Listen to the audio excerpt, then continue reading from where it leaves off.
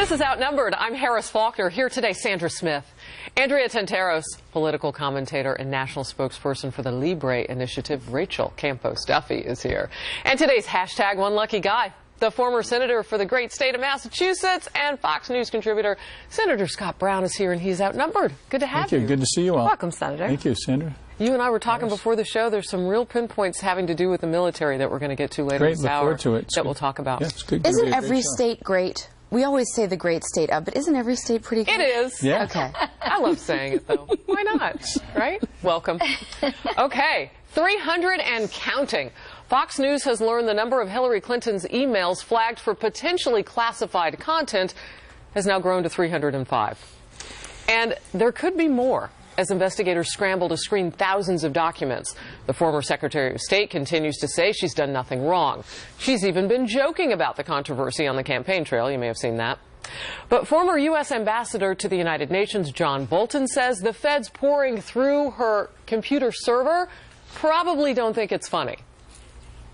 I think people who, as I have and many others, lived under the rigors of the classification system, who went to extraordinary lengths to keep this sensitive material out of the public eye to avoid the risk of compromise, see this pattern of behavior extending over 4 years, and they are outraged. Once you've got the FBI on this case, I'd hate to be the political official at the Justice Department or the White House that tried to stop them.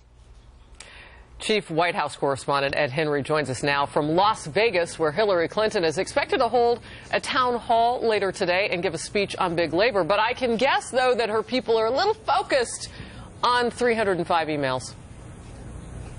Yeah, and we're going to see, Harris, whether or not she takes questions not just from voters at this town hall behind me, but from the media here as well. A lot of questions about the email situation. Obviously, she's planning a vacation over the next couple of weeks in the Hamptons, so this might be her last chance to try and spin the story. You talked about her joking about it over the weekend, but this is deadly serious business when you talk about an FBI investigation.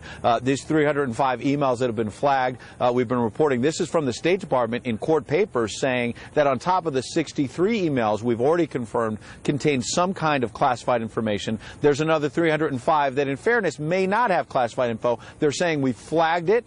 We want intelligence agencies to look through it. But what's very interesting is the State Department says they're basing that 305 number of potentially more classified info, but based on just 20% of the emails they've gone through. So the other 80% they still have to go through. There could be hundreds more emails that get flagged there as well. The other issue that Hillary Clinton will be dealing with here is not just emails, but another threat, which is Bernie Sanders. You mentioned him. From the left, he's been pushing pretty hard, gaining in the polls. Our national poll, he's up 8 points just in the last couple of days, gaining on Hillary Clinton. She still has the lead, but they're both going to be speaking at an AFL-CIO convention here in Las Vegas. Labor, very important to turn out in this early Nevada caucus.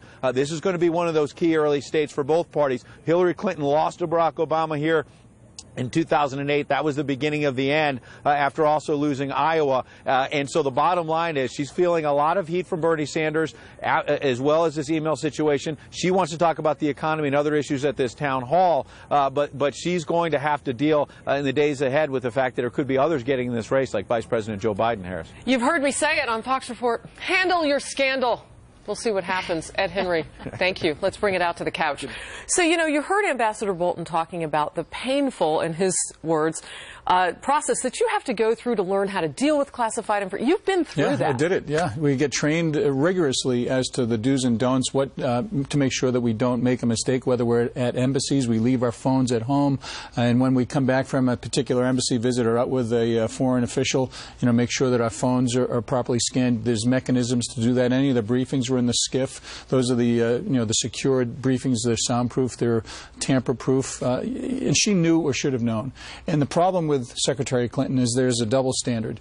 And you look at some of the previous people who have done or made mistakes, intentional or not, General Petraeus being one. There's another gentleman, I can't remember his name, who misplaced one email, and he's in jail for 3.5 years right now. So the Justice Department, are they going to do their jobs, or are we going to have another kind of political Eric Holder situation, and now that he's not there, but, you know, making sure they take care of their own and getting involved in a negative way. But don't you think that brings up a good question? I mean, the DOJ, Obama's DOJ, is where investigations go to die, and yet this one is moving forward. Doesn't that make you think that the FBI's is it because of the FBI, or is it because Valerie Jarrett and Obama don't like her and want to push something forward? It's probably a little bit too much inside baseball, and obviously we like to think that we know it all, but I don't think it's that sinister. I think the FBI received some of those classified emails and they're like, whoa, okay, here we go. What are we doing? And What's who the gave problem? them to them? Hillary Clinton. No, the CIA. Oh, the CIA. And that is very, very telling that the CIA was the one. I'm sure they're upset about what happened to their former leader, General Petraeus. Yeah, there's a lot of that inside baseball going on. The same investigative committee, Harris, that was investigating Petraeus, that went after Petraeus, that punished General Petraeus, is the same one that's following Hillary Clinton's lead. And The Hill has a very interesting piece today with a source that says the outcome is likely to be the same. What I don't understand is she continues to lie about this. She just keeps lying and laughing it off. Her jokes over the weekend, I think, Sandra, you mentioned them yesterday, the Snapchat joke about how she likes Snapchat because they disappear on their own. This is not a laughing matter when you have an alphabet soup, the FBI, the CIA, an alphabet soup of scrutiny. And we learned today from the Daily Mail that the firm that was holding her server kept the server in the bathroom. So if she's keeping our state secrets with the toilet paper, where's she going to keep our medical records? How about her lawyer, who is actually holding on to not just the server, but the 3 thumb drives and the lawyer's classified status or lack thereof? Or his entire staff. Let's just his entire staff. Lawyers who are doing their own emails. Let's just get the duplicate server. And Chuck Grassley, to his defense, has been calling attention to this for quite some time now, only to now point out exactly what may be a very serious national security It goes to a lack of trustworthiness, the fact that there are double standards for the Clintons, and the fact that... Do you think that's really all there is to it, though? Yeah. Because on some level, this is stupid. Yeah, it's on stupid. some level, this is stupid. But so was lying about the Monica until there was a DNA stain. I think that this is their playbook. They lie until the very, very, very end, and she thinks it's going to work for him. One thing I really quickly wanted to ask you about, though, Andrea, was the politics of all of this. Bernie Sanders is gaining ground, and he's not even talking about the email scandal. He says he wants to stick to the issues. What happens if he decides to talk about this? Well, look, if I were Bernie, I would stay out. There's a rule in politics when your opponent is setting themselves on fire. Just get out of the way. Watch. Bernie should pop some popcorn and enjoy this show because it's getting better by the day, but worse for his biggest threat. Good for him, though. Feeling that burn, Hillary Clinton, isn't she? T-E-R-N. All right. Meanwhile, as the growing email scandal continues to swirl around her, Hillary Clinton is setting her sights on Hollywood, agreeing to appear on the Ellen DeGeneres show early next month for just the 3rd major television interview of her campaign. Mrs. Clinton interviewed with Univision earlier this month, and back in July, she sat down with CNN's Breonna Kyler for her first national TV interview as a presidential candidate. Okay, Ms. Faulkner. We called this on the couch months ago when she was in hiding. We said she was going to surface and she would do interviews strategically with softer, more friendlier outlets and women. And look what she's doing. She's running to Ellen. So can Ellen save her? Well, you know what? I think she has pulled into her playbook, Hillary Clinton, this idea of comedy. So she just went to one of the queens of comedy, Ellen. So she's going to try to pull that. But can she save her? I don't know. You know, does she have a duplicate, like a duplicate thumb drive that has like some different answers on it, Ellen? Well, we know she's going to try because she's supported her in her last presidential run, right? She also contributed to her campaign. We know that she's got widely a female audience. I mean, this is a perfect spot. Can you really blame her? But Sandra, I think this is interesting because Ellen is a tried and true social issues Democrat. And it takes me back to John Edwards. I mean, the National Enquirer did the Democrat Party a favor by getting him out of the way. Ellen would be smart to ask her really tough questions, not just about the email, but also, you know, the Nobel laureate girl that's coming on that acid was thrown on her. Ask her how to answer to that with the money that the Clinton Foundation took in on her. You won't even know that this email thing is going on by listening to that. But she's thinking. I think they're seeing something going on. Senator, doesn't it point to real trouble with women? I mean, we saw President Obama. He made the stop to Ellen. We've seen Mrs. Obama do it. They actually do it very well when they go on the Ellen show. Hillary Clinton, though, she is literally bleeding support among females. She needs them to win the White House. This tells me she's in trouble. Yeah, she's in trouble, and here's the big question.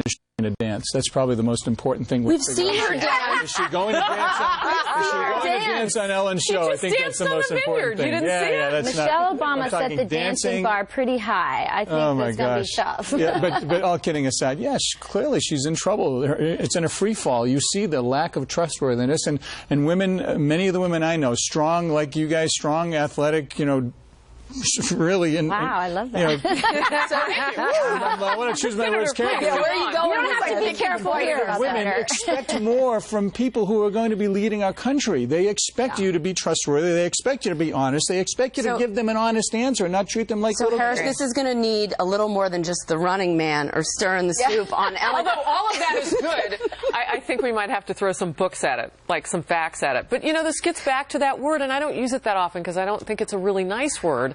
But on some level, you have to either be anesthetized and unconscious, really mean-spirited and wanting to commit a crime. I mean, there are not a lot of issues here or a lot of options, but stupidity has to be on the list. Like, did you really think you could get away with all of this and that it wouldn't hurt you? And now a guy like Bernie Sanders comes along, and by the way, I don't know if you caught, some in the Democratic Party are saying, could he win the nomination just based on the numbers? Well, first of all, if this goes on too long, he's a socialist. He's a socialist, and America is not going to elect a socialist. He's winning in New Hampshire. We already did. Thank you. He's winning in New Hampshire because the Republicans are playing in the Republican primary. It's an open primary. Well, his home state's next door. But you have the traditional liberal, ultra-liberal Democrat is staying home and participating in that, and they don't trust her. They want very more. Quickly, Sandra. I do think you're seeing the beginning of a collapse, and you look at these numbers, support among women and young women, specifically a lot of those young women that turned out for President Obama, also point that she needs to do more than just go on Ellen to win these votes. The poll numbers certainly point to that, but I go back to, if you were Hillary Clinton, wouldn't you go sit down with Ellen DeGeneres as well? Yeah. I mean, wouldn't you go after your target audience and sit down with a very friendly interviewer who you know is supporting you? I mean, we can't blame her for it. Whether or not that's going to get her out of the mess that she's in, Andrea, they're not even going to address that on the Ellen DeGeneres show. Yeah, I agree with you. Ellen asks tough questions. I think a lot more respect for her and her show. Yet another new poll with Donald Trump as the Republicans' top candidate. Plus, his favorability is doubling since June. So, should the so-called mainstream candidates start taking him more seriously? Also, 2 women making history as the first to graduate from the Army's legendary and grueling Ranger School. The big changes this could mean for our nation's military. And right after the show, catch more from this couch right here, Outnumbered Overtime, where we get unfiltered. Yes, we take the filters and we heave them out of the studio. Log on to foxnews.com/outnumbered and click the Overtime tab. It gets really fun sometimes. I promise it'll be good.